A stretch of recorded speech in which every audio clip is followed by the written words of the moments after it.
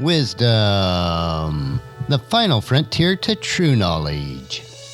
Welcome to Wisdom Trek, where our mission is to create a legacy of wisdom, to seek out discernment and insights, to boldly grow where few have chosen to grow before. Hello, my friend. I am Guthrie Chamberlain, your captain on our journey to increase wisdom and create a living legacy. Thank you for joining us today as we explore wisdom on our second millennium of podcast. This is day 1341 of our trek, and it is Worldview Wednesday.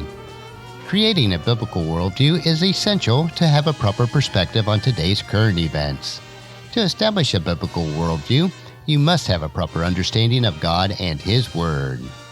Our focus for these next several months on Worldview Wednesday is mastering the Bible through a series of brief insights. These insights are extracted from a book by the same title from one of today's most prominent Hebrew scholars, Dr. Micheal S. Heiser. This book is a collection of insights designed to help you to understand the Bible better. When we let the Bible be what it is, we can understand it as the original readers did and as the original writers intended. Each week we'll explore two additional insights.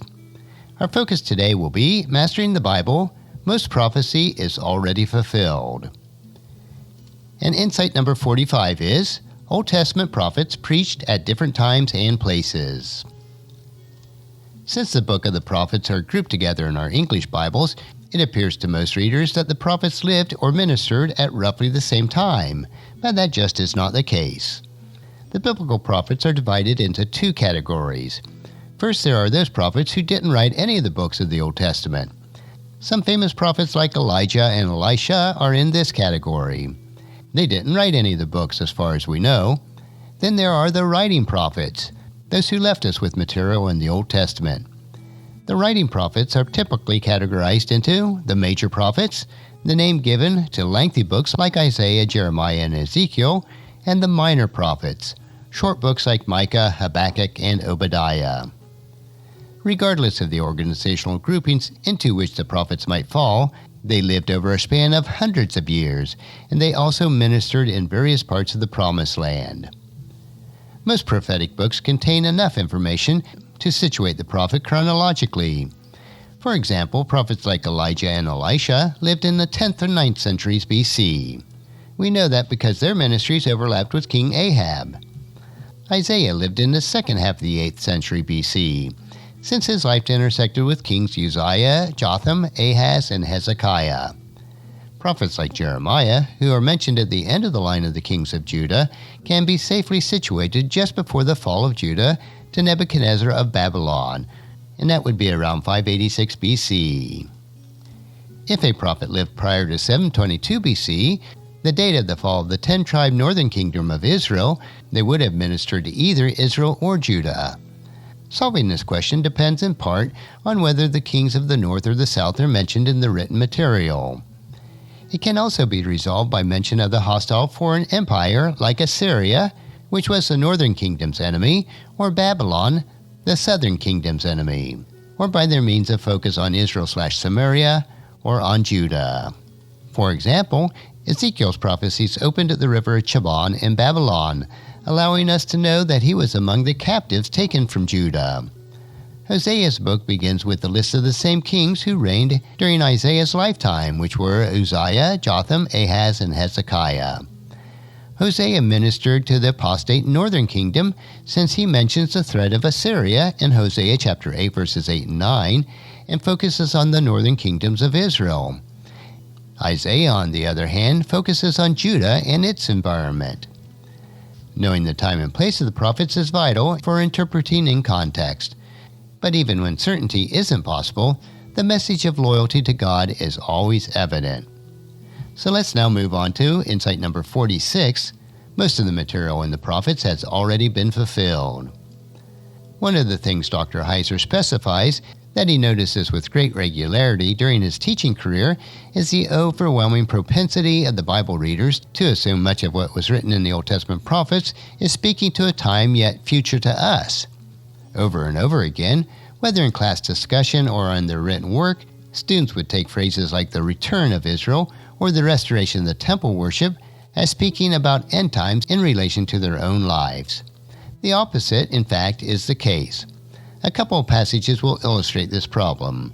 Let's first look at Isaiah chapter 10, verses 20 and 21. In that day, the remnant left in Israel, the survivors of the house of Jacob, will no longer depend on allies who seek to destroy them, but they will faithfully trust in the Lord, the Holy One of Israel. A remnant will return. Yes, a remnant of Jacob will return to the mighty God. The second passage we'll look at today is Isaiah chapter 37, verses 31 and 32. And you who are left in Judah, who have escaped the ravages of the siege, will put down roots in your own soils and grow up and flourish. For a remnant of my people will spread out from Jerusalem, a group of survivors from Mount Zion. The passionate commitment of the Lord of Heaven's armies will make this happen. Many of the students would presume the return and the remnant spoken of here refers to a future regathering of Israel before or in conjunction with the return of Jesus. But that type of reading rips the passage from their context. Isaiah saw the northern kingdom go into captivity and prophesied that the southern kingdom would suffer the same fate. The first passage could, therefore, speak of the hope of the return of the northern tribes, something Ezekiel later explicitly prophesied in Ezekiel chapter 37. The remnant language most clearly refers to the people who would be taken into Babylon much later, since Jeremiah and Ezekiel use the same term of the people captured by Babylon. Both prophets feared that the remnant would not be allowed to return to the land when the captivity was over if they did not repent. And references for that can be found in Jeremiah 42 and 44 and Ezekiel chapter 11. We know from Old Testament history that the remnant of Israel did return from captivity. Consequently, it makes much more sense, unless something in the passage makes it impossible, to interpret the return and remnant language in the prophets to be speaking of the exile and return, events that have already come to pass. There are similar problems with the day of the Lord, the phrase that should not be assumed to be speaking of the end times. It sometimes does, but context must dictate the conclusion. The same is true of language in the prophets about the Israelite return. In every case, the context must dictate the meaning of the text, not modern preaching or our interest in prophecy. The context must drive the conclusion that the prophetic statements refer to a time far removed from biblical days. Otherwise, we force biblical passages to say things that are simply not accurate.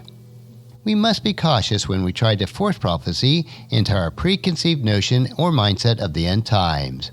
Context is the primary determining factor.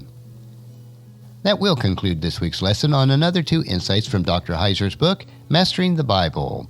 Next Worldview Wednesday, we will continue with 2 additional insights. I believe that you'll find each Worldview Wednesday an interesting topic to consider as we build our biblical worldview. Tomorrow we will continue with our 3-minute humor nugget that will provide you with a bit of cheer, which will help you to lighten up and live a rich and satisfying life. So encourage your friends and family to join us, and then come along with us tomorrow for another day of Wisdom Trek, Creating a Legacy.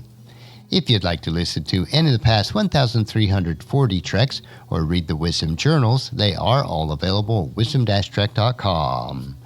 And I encourage you to subscribe to Wisdom Trek on your favorite podcast player so that each day will be downloaded to you automatically. And thank you so much for allowing me to be your guide, your mentor, but most importantly, I am your friend as I serve you through the Wisdom Trek podcast and journal each day. And as we take this trek of life together, let us always live abundantly, love unconditionally, listen intentionally, learn continuously, lend to others generously, lead with integrity, and then leave a living legacy each day. I am Guthrie Chamberlain, reminding you to keep moving forward. Enjoy your journey, and then create a great day every day. See you tomorrow.